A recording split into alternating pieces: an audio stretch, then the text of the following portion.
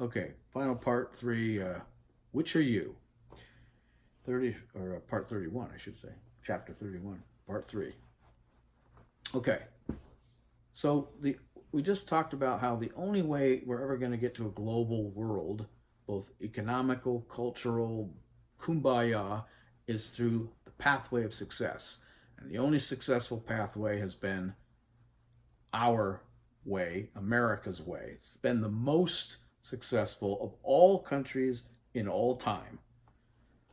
We got to superpower status quicker.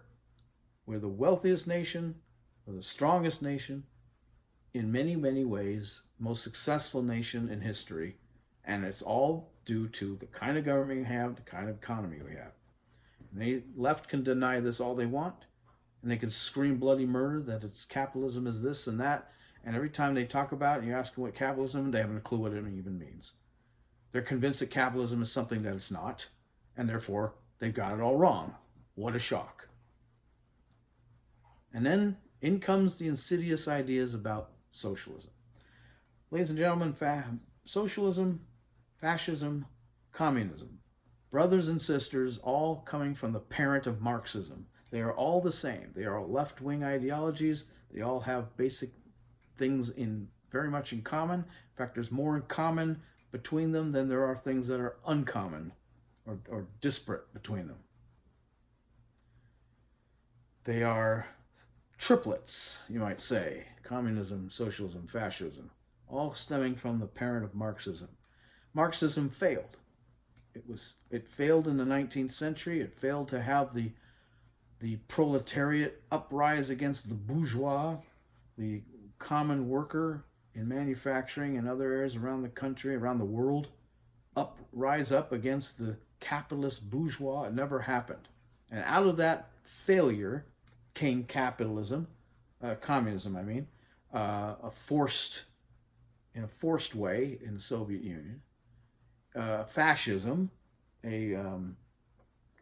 also somewhat forced, but and then turned into Nazi type fascism, which was more egregious, and then socialism, which is not only communism light, but in the words of Vladimir Lenin, the goal of socialism is communism. Lenin himself said that.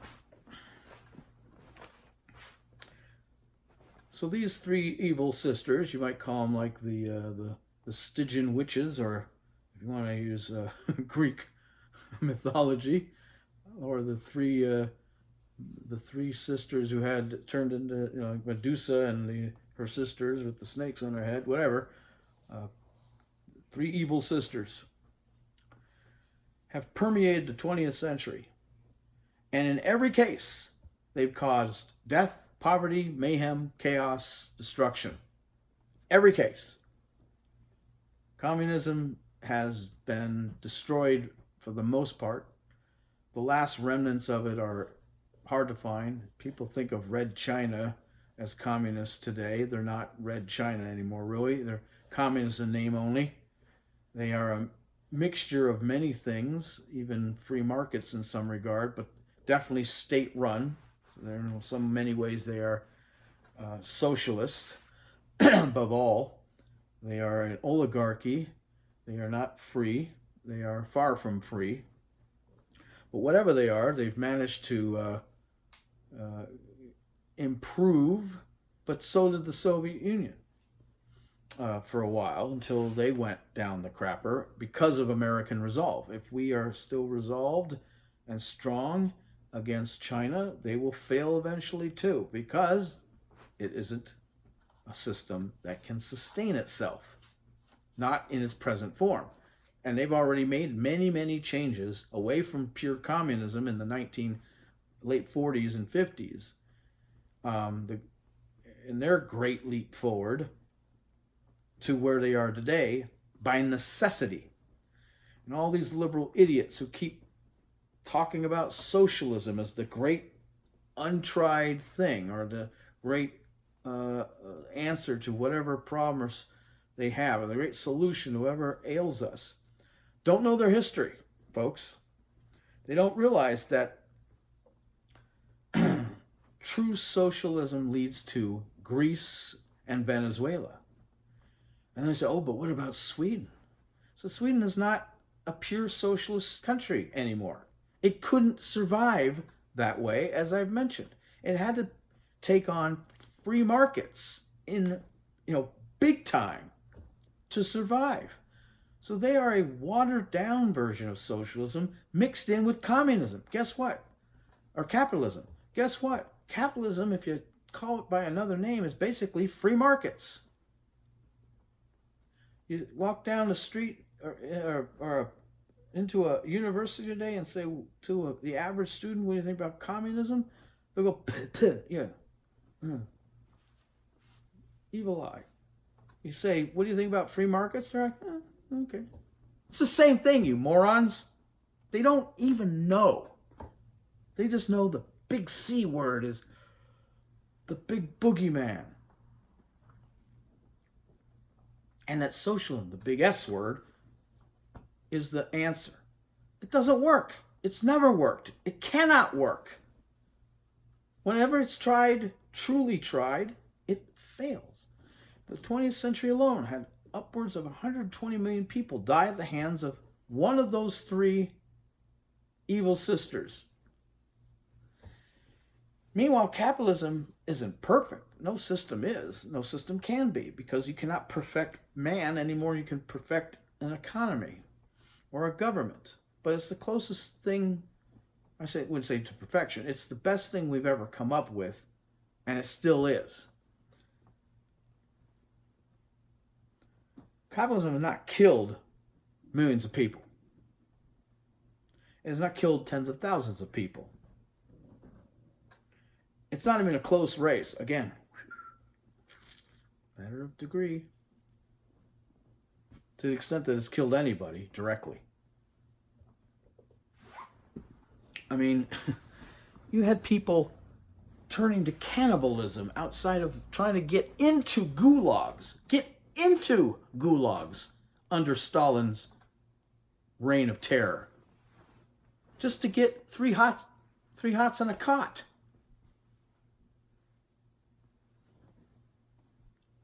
Communism, folks. There's all these idiots running for president who think that the European nations, whether we're talking about Germany or France or Sweden or maybe England, are the great answers. They want to turn America into one of these countries. Well, these countries aren't doing so hot, folks. Germany's economy is about to go in the toilet. Great Britain can't even defend its own tankers and personnel in the Strait of Hormuz when the Iranians kidnap them because they don't have enough of a military to fight against it. We're talking about the previous great superpower of the world. It doesn't have a big enough military. Why? Because they spent all their money on entitlements and socialism and free health care, so-called, and immigrants. It's a joke.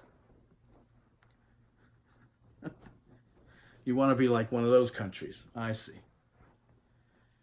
Well, this is America. It's not one of those countries, so too bad.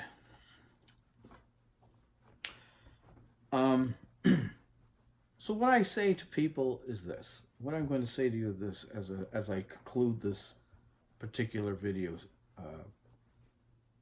today. If you are on the left, you are one of these four things. If you are buying, because basically the left is into power and socialism. Keeping power, getting reelected by any means, even cheating in elections, as we've seen with Hillary against Trump, lying, corrupting in administrations and departments of the government in order to facilitate it. And you're into socialism, as apparently every single Democrat is for now, running for president. All 24, now it's 20 or whatever the number is, 19 now. And even those not running, like the New Guard, like the AOC. And they're as dumb and ignorant about capitalism as they are about their own socialism. And then you have old farts like Bernie Sanders. Let's have socialism in this country. Capitalism is bad. Socialism is good. It sounds like the aardvark from Pink Panther cartoons. Hey, Ant. This crazy Bernie, Uncle Bernie, never held a job in his freaking life until 40 when he became a politician, as if that's a job.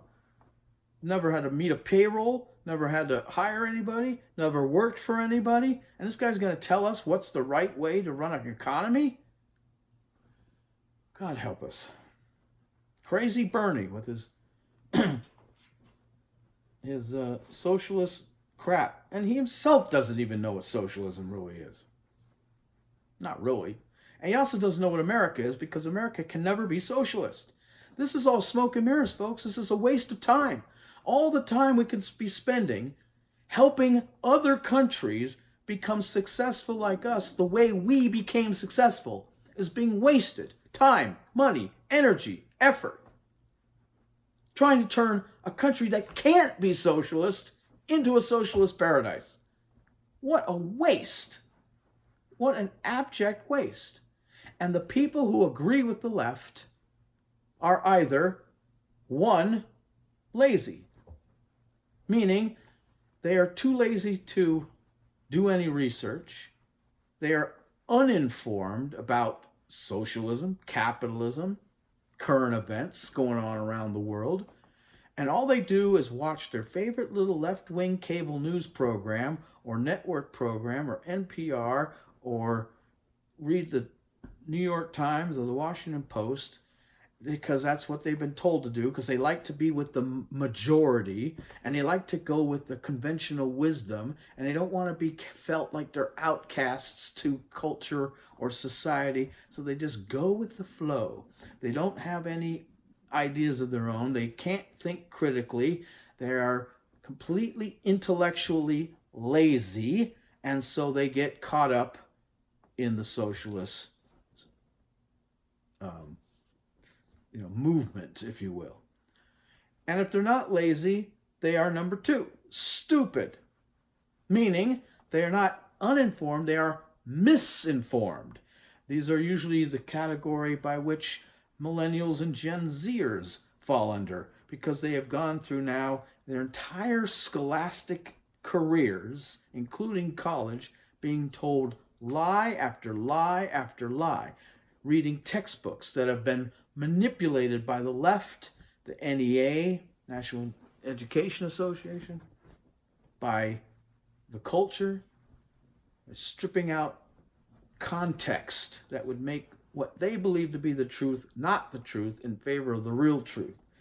They have been indoctrinated, they have been brainwashed to think a certain thing. As Ronald Reagan said, it isn't that liberals are stupid, it's just that they know so much that isn't so. Well, sorry, all respect to Ronald Reagan, if you know something that isn't so, you're stupid, because you don't know the facts. You don't know the truth. You think you do, which makes them more dangerous than the ones who are lazy, because they go around acting all clever and hotsy-totsy, like, hey, I know all the solutions, I know all the answers. And they don't.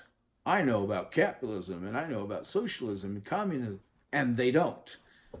But they act like they do. They got the arrogance and the hubris to think that they can act on this information that they think they know, like AOC, who went to a college. I think it was, what was it? She said she went to Cornell. I don't know where it was. And all her professors ought to be fired, because what they told her about capitalism and socialism is 100 degrees out of phase, and she's an intellectual dolt. And the lazy follow her. If you're not lazy or stupid, you might actually be, read it with me, insane. What is the definition of insanity, ladies and germinators? To do something over and over again, expecting a different result. Well, if that isn't socialism, or the adherence to it, I don't know what is. You may not know socialism doesn't work, but if you keep trying it and it doesn't work because people are not getting less poor and people are not getting out of, getting jobs because of your socialist agenda, and the economy is more and more in debt because of your socialist agenda, and on and on and on, you ought to realize it ain't working. So why do you keep trying it? Because you are insane. Only explanation. But last, of course, is the worst of all. You're not lazy because you are informed. You are not just stupid because you keep trying to do the same thing and it's not working. You're not just insane because you actually know it doesn't work and you're doing it anyway. Now you are evil. Pure freaking evil. The ones at the very top, the most elite of the elite, know socialism can't work. They know facts. They know current events. They know history. And they are doing it anyway because they are evil. Because they hate America. They hate everything it stands for. They want to see it cut down a notch. I truly believe that Obama might have actually fallen under this category. But there is no fifth option, ladies and gentlemen. Not for the Democratic Party today. Oh, there was a time before I was born. As I said, I lament this very much. Not ever living during a time when Democrats were patriots. And we all shared certain common values and first principles. And we loved the Constitution. And we loved the flag. And we put our hand over our hearts as a country as a whole. With very minor few people, radicals, as we called them radicals. We knew them to be radicals as the exception. That doesn't exist anymore. The reason we're polarized is because the Democrat Party has bought into the left and the progressives, and they have dragged themselves out of the picture of central, common, unified Americanism. They're over here. Way, way, way over there.